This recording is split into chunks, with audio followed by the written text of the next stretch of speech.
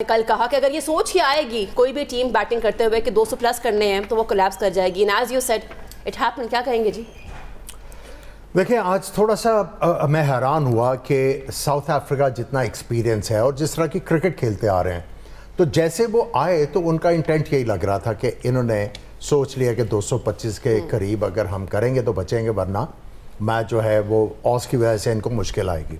ऑस बिल्कुल पड़ी, वो जब ये बैटिंग भी कर रहे थे उस वक्त भी ऑस पड़ रही थी। और जो हमने लास्ट में जो रिसर्जेंस देखी मार्को जैनसन और स्टब्स की जो पार्टनरशिप थी, उनको असिस्ट किया जो ऑस पड़ी हुई थी। बट सारी डैमेज डन हो गई वहाँ पे जहाँ पे इन्होंने 5 विकेटें 77 के ऊपर लूज कर दी। और आप ये देखें कि सारे बैट्समैन हिटे मारते हुए आउट हुए हैं।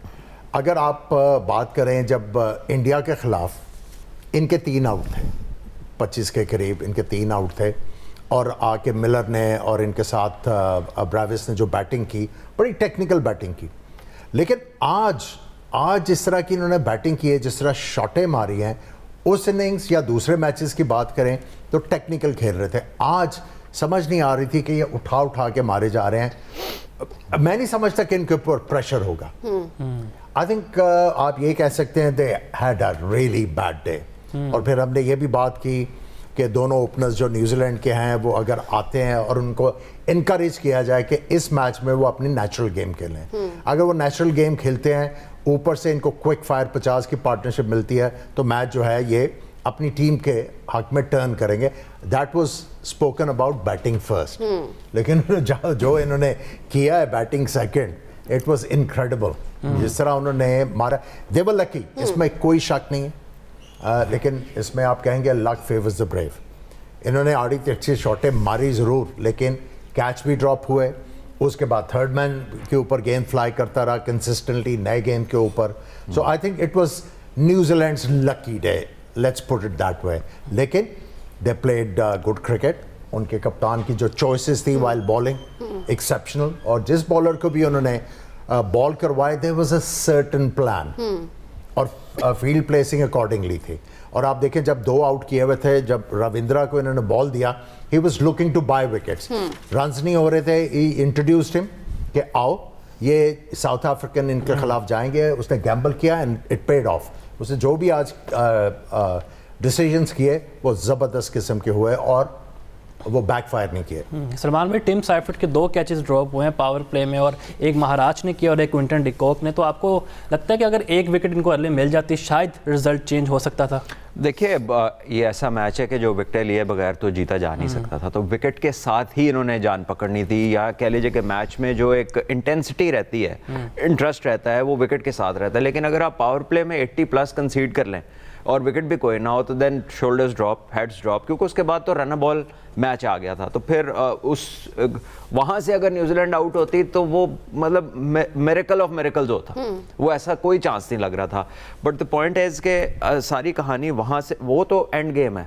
शुरू ये होती है कि ये पहले 5 बैट्समैन किसी को बॉलर ने आउट नहीं किया। डिकॉक के बाद रिकल्टन, मैं समझता हूँ वो थोड़े अनलकी रहे। वो बड़ा ही गंदा गेंद था, टॉप एज होकर शॉर्ट थर्ड मैन के पास। लेकिन क्विंटन डिकॉक, ब्रेविस, मिलर और मार्करम, बैड शॉट्स। मतलब एक होता है, देखें कई लोग अब जब बड़ी हिट मारते हैं ना, तो यू एम अ गैप, ताकि अगर वो ना भी पूरी कनेक्शन अच्छी ना हो तो फील्डर को थोड़ी मेहनत करनी पड़े, या वो चौका हो जाए, छक्का नहीं होता। इन्होंने हिट सीधे फील्डर्स की तरफ मारे हैं। एंड इवन डेविड मिलर ने भी। और डेविड मिलर ने जब हिट मारी है, उस ओवर में वो 10-11 रन बना चुका था और जरूरत नहीं थी। आप देखिए, जब डेविड मिलर की विकेट गिरती है तो ये 77 रन पे पहुंच गए हुए थे। और अभी आखिर में इनको पता था कि बॉश तक बैटिंग है, मतलब इन डेप्थ बैटिंग है। और मार्को जेनसन ने जो किया वो, मतलब ये पहली दफ़ा नहीं है, उसने बड़ी दफ़ा इनको ऐसे बेल आउट किया है ऐसी सिचुएशन से। So I think they went a little too early into the act. और मसला यही है कि वो जहन में 200+ फंसा हुआ था, और जब वो 200+ फंसा रहता है तो फिर एग्रीगेट नीचे आ जाता है गलतियों की वजह से। और अगर ये 175 को टारगेट करते, फिर हो सकता है 210, 15, 20 पे पहुंच भी जाते। Unfortunately not to B.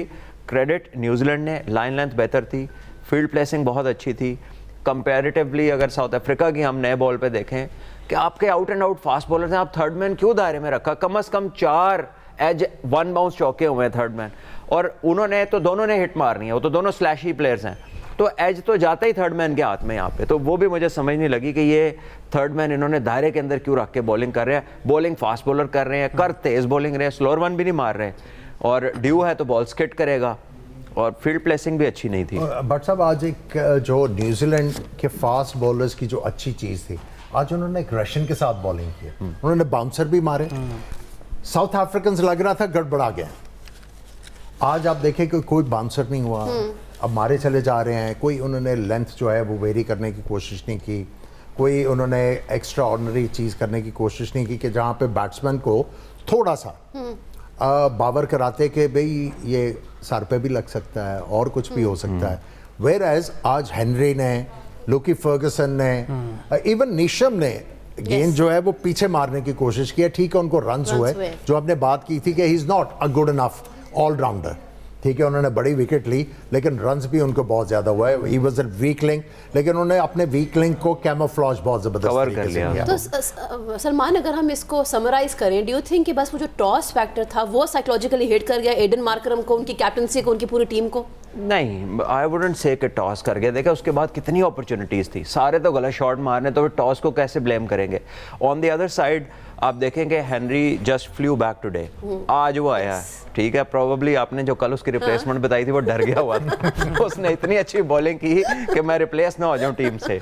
तो बहरहाल I think he was fantastic, उसने राइट एरियाज़ में, राइट चैनल्स में बॉलिंग की। उसके साथ जो फर्गसन आए, जा देखे एक ओवर ऑफ स्पिनर से कराया, वो 2 लेफ्ट हैंडर्स के चक्कर में आए थे, वो दोनों आउट के उसके बाद ओवर ही नहीं दिया, ठीक है। ये एक नई मैच शुरू हो गई है कि जब सजे आ जाए तो ऑफ स्पिनर को कहते पर्दा कर लो भाई, सामने नहीं आना। तो आई थिंक कि वो जो भी उनका प्लान था ना, इट रियली वर्कड। कोई ऐसी चीज़ नहीं थी पिच में, बॉलिंग कोई ऐसी नहीं थी कि इतना बुरा हाल हो जाता south Africa. Just a proper bad day at the office. जब होता है ना आप इतने मैच बिल्कुल स्ट्रांगली जीत रहे होते हैं, तो फिर इस तरह का एक आधा दिन आता है जिस दिन कुछ भी नहीं चलता आपका। और देखिए इनके जो स्पिनर्स हैं, अपार्ट फ्रॉम सेंटनर जो कप्तान है, ही इज हाईली एक्सपीरियंस्ड। उनका एक्सपीरियंस हर तरह की क्रिकेट में एक वास्ट किस्म का एक्सपीरियंस है। अब दूसरे स्पिनर्स की बात करें जो मेक शिफ्ट हैं, राचिन, और साथ में अगर आप उनके मैकॉन्ची की बात करें, ढीला गेंद कर रहे थे, फ्लाइट कर रहे थे, डर के बॉल नहीं कर रहे थे, वो विकेटों का सोच रहे थे। ढीला बॉल किया जिसमें बैट्समैन को इंटाइज किया कि बड़ी हिट मारने जाए, और उसमें चूंकि पेस नहीं थी, टाइम भी नहीं हुआ, और विकेटें भी इनको मिली। अगर आप अपने स्पिनर्स की बात करें तो खींच के वो जिस तरह में उन्हें डांट मारते हैं उस तरह बॉल करते हैं। I mean it's about time कि इन प्लेयरों को देखना है, बिल्कुल देखना है। जिस तरह एक ही तरह का बॉलर है, दूसरा अगर आपकी तरह का बॉलर अगर सक्सेस मीट कर रहा है तो आइडिया लें कि किस तरह कर रहा है, अडैप्ट। हम वो तेज जैसे प्रेशर सिचुएशन आती है हम खींच के मारना शुरू कर देते हैं, और वो बैट्समैन के लिए बहुत ईजी हो जाता है।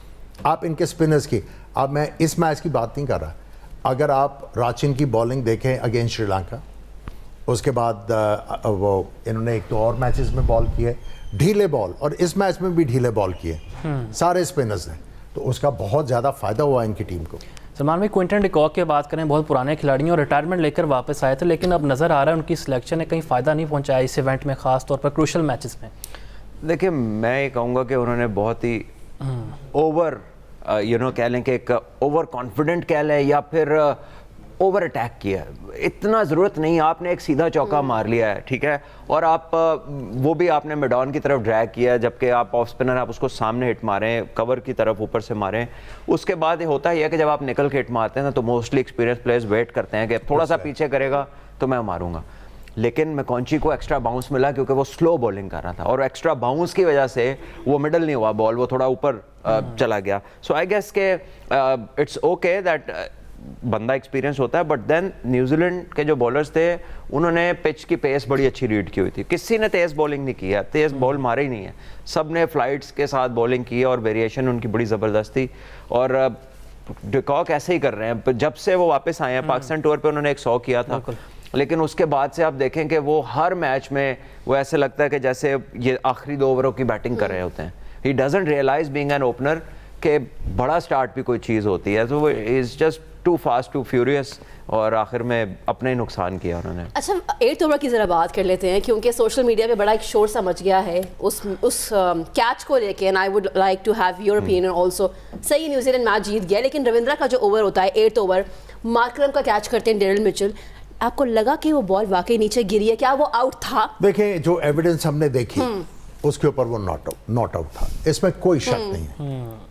आपको नजर आया कि बॉल जो है वो जमीन पे लगा, उंगलियां उसके नीचे नहीं थी।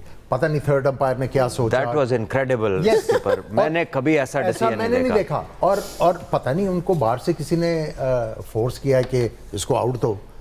भाई आई मीन एनीबॉडी अगर आप बच्चे को भी कहते हैं ना यार जरा देखो ये आउट है कि नहीं है, वो कहता है नॉट आउट है, क्योंकि साफ बॉल जो है वो फिंगर्स में जंप किया है और उसकी जो फिंगर्स थी वो इस तरह थी, इस तरह नहीं उसके हाथ थे, तो आपको साफ पता लगा कि स्किपर जब आप थर्ड अंपायर के पास डिसीजन जाता है ना, the law says it has to be beyond reasonable doubt. Yes। ठीक है, उसमें कोई शक वाला एलिमेंट नहीं होना चाहिए।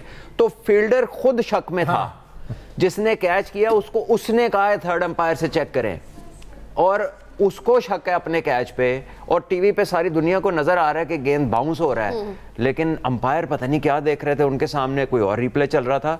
आई थिंक कि पिछले कुछ मैचेस में प्लेयर्स का तो पता नहीं, कुछ अंपायर्स ने जरूर चोक किया, क्योंकि आईसीसी का जो ये पैनल है बड़ा हाईली पेड पैनल होता है, लीड पैनल अंपायर्स का। वाइड्स अगर आप देखें इस क्रूशल जंक्शन पे इन्होंने वाइड्स बहुत सारे मैचेस में, फिर उसके बाद एक इन्होंने थर्ड अंपायर से नो बॉल दिलवाई, वाइड बॉल दिला दी जो नो बॉल थी, वो जो विकेट स्ट्रिप से दूसरी स्ट्रिप पे जाके बॉल गिरी है वो नो बॉल होती है। तो I think yes there is something which is not been up to the mark when you talk about umpires. और वो लाइन वाला जो नो बॉल दिया है लुकी फर्गसन का, खैर उस गेंद के ऊपर फ्री हिट के ऊपर कोई रन्स तो बना नहीं, लेकिन वो नो बॉल नहीं था, वो किसी सूरत नो बॉल नहीं हो सकता, आपको रिप्ले पे नजर आ रहा है, और ये कॉल आई है थर्ड अंपायर की तरफ से। So I mean that was I think for me quite strange. Salman भाई, मार्करम ने आज खुद कोई ओवर नहीं किया, महाराज से बॉलिंग करवाई और बार बार सीमर्स को दे रहे थे, जैसे येंसन एक्सपेंसिव पड़े, तो कैप्टनसी में एक फ्लॉज नजर आया जब आपको पता है अच्छा खेल रहे हैं वो फास्ट बॉलर्स को। या आप सही कह रहे हैं, एक्सपेक्ट बेहतर कर रहा था मैं उनसे वैसे, क्योंकि ये वही पैटर्न है जिस पे हम अपनी टीम पे परेशान होते हैं कि जी राइट हैंडर्स खेल रहे हैं तो ऑफ स्पिनर को गेंद ही ना दो। झलक नजर आई पाकिस्तान। हाँ, थोड़ा सा उन्होंने काफ़ी झलकें नजर आई हैं, शॉटें भी कैच भी छोड़े हैं, डिसीजन मेकिंग भी थोड़ी ऐसी हुई है। सो आई गेस के they really didn't do much right today. आज कुछ भी सिवाय मार्को येंसन की बैटिंग के, सिर्फ बैटिंग के, बॉलिंग आज उनसे भी नहीं हुई। वो मेरा पहला कैच जो उनकी बॉल पे छुटा है कीपर से, उसके बाद आई थिंक वो भी पुट ऑफ हो गए थे, क्योंकि 2.5 से 3 ओवर्स में 50 रन उन्होंने कर दिए थे, 5 में 80, and then you could see their faces, और वो अब गिव अप हो चुका था कि बस अब यहाँ से वापसी नहीं है। तो जहाँ हम बात करें मैच के ऊपर, वहाँ पे एम्पायरिंग को लेके ना सिर्फ इस शो में बल्कि हर जगह बात हो रही है, एक सवालिया निशान। Of course ICC will look into it, but फिलहाल we have to move towards a short break. Keep watching our special transmission, we call it Josh Jaga De, presented by Pepsi and Clearmen, powered by Glow and lovely.